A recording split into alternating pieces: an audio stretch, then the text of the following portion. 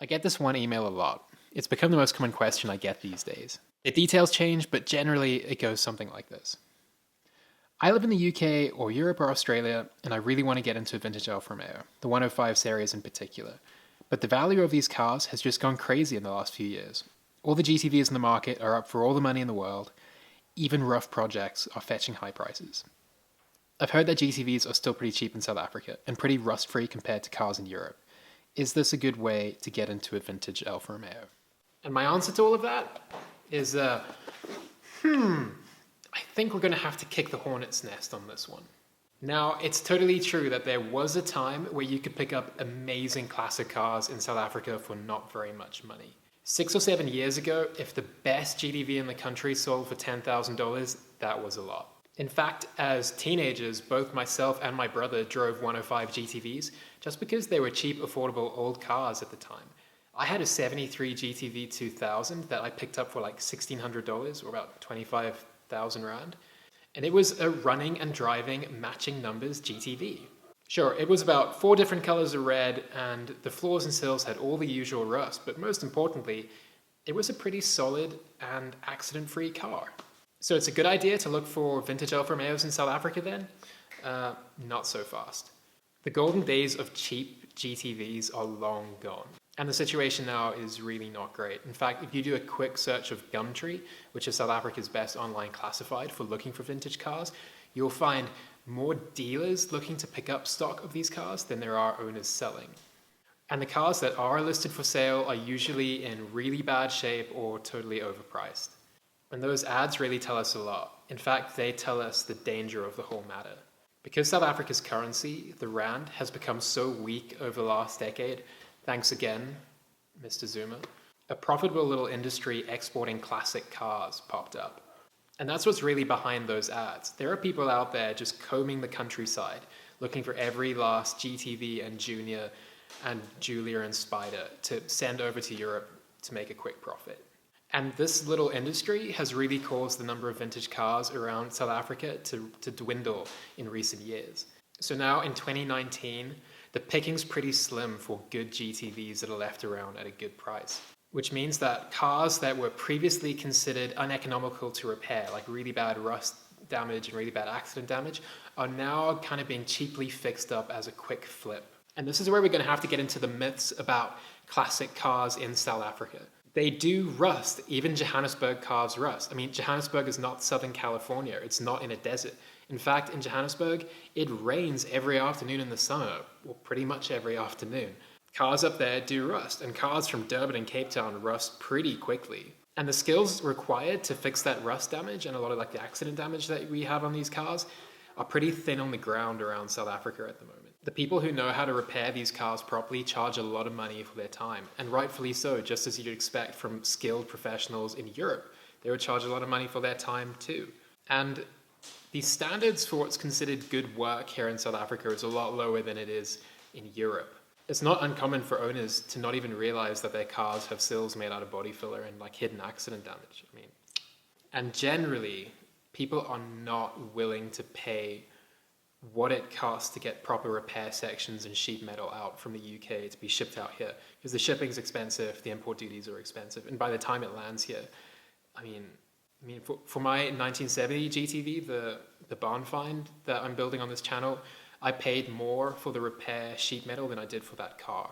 So a lot of cars end up with like patchwork repairs just covered in body filler.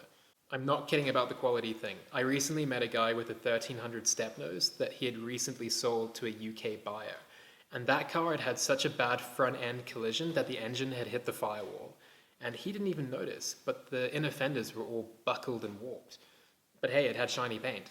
So the cheaper Alfas that are coming out of South Africa are not in great shape. In fact, they're far from it. The good stuff is generally owned by collectors who know what they have, and when they sell, they generally sell in line with prices internationally. And a lot of collectors locally have a huge problem with sending cars overseas. They see it as people are stripping the vintage car culture out of this country. So I actually own 2 cars with examples of the kind of botched workmanship that you might find on cheaply exported Alfa Romeos from South Africa. So let's have a look at those 2. This is my 1964 Giulia Sprint GT. You guys might know it as the Africa car, the car that went from South Africa to the UK on an overland trip. When I bought this car originally, it had just been painted. It was a bare shell, but it had just been painted, and it looked really great. That said, I was 19 years old at the time, and I hadn't really developed an eye for spotting body filler. But even when I look back at old photos of this car, at that time, it still looked pretty good. So all I really did was rub it down and repaint it blue, because not Red Alpha Club, right? But under that shiny paint was a ton of body filler, and under that body filler was nothing short of a disaster. In fact, the front end of this car, from there to there, is actually the front end of a 1300 Junior that's been like spliced on, and the weld, we call it a weld, it's a braze. It goes there, along around the headlight ring, down across the bumper mount, and then up here, and then along the top of the fender. It is a disaster. And it's not just there, it's on the sills. I mean, what is even going on there? And the other side is even worse. And the floors are full of holes, and this body is a mess. And one day I will get around to fixing it. But like in photographs, this car looked really great. And even when it was assembled and I was driving it around, people would stop me all the time and be like, "Oh my goodness, what a beautiful car. Please, won't you sell it to me?" When I was in the UK, people wanted to buy this car all the time. So these body fillered and, freshly painted cars, they look pretty good and they're pretty convincing. But they're just hiding so much terrible stuff under that shiny paint. And that's what you've got to watch out for. You can hide a lot, and especially in photographs. Photographs just don't show it. This is the 73 GTV that I bought when I was a teenager. It had rust in all the normal places, and I very stupidly sent it out to a shop that does a lot of 105s for export, by the way. You can't tell under all this body filler, but there's an overlap weld all the way across here. You can feel it if you put your finger back there. And the sills are just a disaster. I mean, this is an example of that like patchwork repair that people do, and they just cover it in filler and you have no idea. I even specifically asked the guys at the shop, I said, "Hey, do you want me to bring in repair panels for you?" And they're like, "No, we can remake anything. It'll look just as good." And the real sad thing about this was none of this work that they did on this car was even that cheap. So don't even believe somebody who says, "Hey, this car's just had a really expensive respray." They got all the rust out of it. It's like, you never know. Come check out the sills on this side. I mean, that is a disaster. So I took this car back. I just kind of abandoned the work on it, and I said, I'm just going to stick that in the never, never corner. And one day when I have money and time to pour into this car, I will put it right. But it serves me right for shopping it out. That's why I bought all those repair panels for the 70 GDV and decided to do it myself, because at least that way I know it's being done properly. Both of these cars are going to go into the far corner of my workshop, or what I refer to as the never, never corner, and wait until I have money and time to actually make them right again. Because they're both incredibly important to me sentimentally, so I'm never going to sell either of them. So where does this leave us?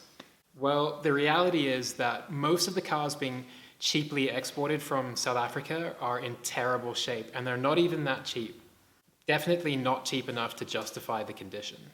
I've recently seen UK-based owners of ex-South African cars being really horrified at what they found underneath the shiny paint jobs in the cars that they've, and they weren't able to pick up on any of this damage from photographs from the other side of the world. It's really difficult to spot this stuff in photos. And I've seen ex-South African cars for sale in the UK with sills that are obviously made from body filler and that are in really rough shape generally.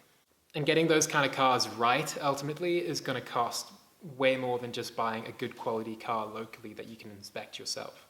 I think with the market the way it is now, it's really dangerous to buy a car from South Africa without having it thoroughly inspected. Definitely never buy a vintage car without seeing detailed photographs of the underside of it. And I mean, it's definitely worth your time to get an expert to do a pre-purchase inspection for it. Get it on a lift and check it out properly. You want to see like at least 100 photographs of this car, like from every angle before you make a decision to buy a car long distance. And I know what you're thinking, and now you're thinking, where does this leave us? I still want to get into a vintage Alfa Romeo. And now even like South African cars are out of the question.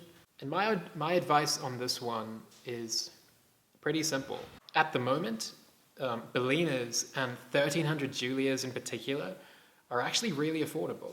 In Europe, you can buy like really neat and tidy Giulia 1300 Ti's for about 15,000 euros, which is actually, it's quite a lot of car for the money. And it's about half of what you would spend just getting the bodywork right on one of these like Frankenstein patchwork GTVs. And it's something that you can enjoy immediately. So, I mean, like, what's not to love about that?